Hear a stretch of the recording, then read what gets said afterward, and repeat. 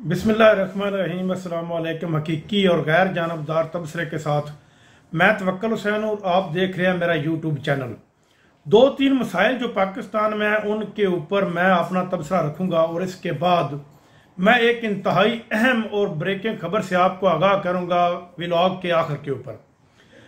सबसे पहले तो मैं आपको बताता चलूं कि कप्तान जो इस वक्त तीन माह से जेल के अंदर बंद है, वो इस वक्त पीडीएम की 14 जमातों और दो और पार्टियां मिला लें उनके जो उनके ज़हन में आ रहा है कि कप्तान जो इस वक्त उनके दिमाग के ऊपर सवार हो चुका है कि किसी सूरत भी हम कप्तान का मुकाबला नहीं कर सकते, क्योंकि अगर इलेक्शन करवाते हैं तो कप्तान जीत जाता है और अगर जीत कर आता है तो फिर दो ही रास्ते बचते हैं, या तो वो चोरों को जेल में डालेगा और या फिर चोरों को भाग जाना पड़ेगा। इसके अलावा इनके पास कोई मुतबादल रास्ता नहीं बचता। अब आ जाते हैं एक और मसले की तरफ। जो पीडीएम की जमातें हैं वो मियां नवाज शरीफ के ऊपर इंसार कर रही हैं इस वक्त नून लीग और फजल रहमान JUI फे। लेकिन अगर नवाज शरीफ पाकिस्तान में आ भी जाते हैं तो फिर भी वो कुछ नहीं कर सकेंगे, क्योंकि अवाम जो है तकरीबन 84% अवाम इन रवायती सियासी पार्टियों से हट चुकी है और वो ये कतई नहीं चाहती कि हम दोबारा इन रवायती सियासी पार्टियों को इक़्तिदार में लाएं। फजल रहमान ने जो बयान दिया अपने सोशल मीडिया के ऊपर वो हैरान कर देने वाला है। फजल रहमान ने कहा है कि मैं कतई तौर पर जलसा नहीं करना चाहता जब तक हमारा हरीफ जेल में बंद है, और जब तक उसको जेल से नहीं निकाला जाता मैं जलसा नहीं करूंगा, क्योंकि इससे यह जाहिर होता है कि जो डिप्लोमेटिक हैं यानी कि गैर मुल्की एम्बेसियां हैं उन्होंने इनके ऊपर जोर डाला है कि वो किसी न किसी शक्ल में अब इमरान खान को बाहर निकालें और इमरान खान को जो है वो इलेक्शन लड़ने की इजाज़त दी जाए और खुलकर कैंपेन करने की इजाज़त दी जाए। तो ये बयान जो फजल रहमान का है ये इसी तनाजुर की एक कड़ी है और इससे ये जाहिर होता है कि कप्तान जो है वो आएगा, जेल से बाहर निकलेगा और निकल कर इलेक्शन लड़ेगा।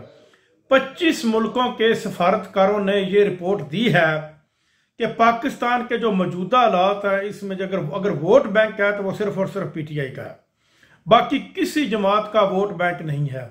हमास ने जिस तरह इसराइल के ऊपर हमला किया है और ये दुनिया अब एक नई जंग में धकेली जा चुकी है, क्योंकि हमास काफ़ी अरसे से प्लानिंग कर रही थी और उनका भी बहुत खून बहा। जाहिर बात है कि जब किसी के घर को आग लगाई जाए तो फिर वो चुप तो नहीं बैठता, वो किसी प्लानिंग तो करता रहता और आखिर एक न एक दिन वो कामयाब हो जाता।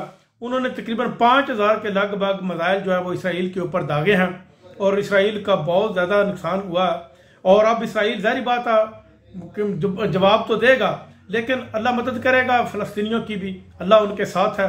मुसलमान शायद मुतहद ना हो सकें, लेकिन गैर मुस्लिम इस मामले के ऊपर ज़रूर मुतहद होंगे और जो सारे का सारा मगरब है हो सकता है वो इसराइल का साथ दे और इस मामले को मज़ीद तूल दिया जा सके। आज की रात बहुत अहम है, आज रात कुछ भी कर सकता है, क्योंकि इसराइल के पास जो है वो फ़ज़ाई पावर भी है और फ़लस्तीन के पास तो सिर्फ और सिर्फ ज़मीनी ताकत है जितनी वो इस्तेमाल कर सकते हैं।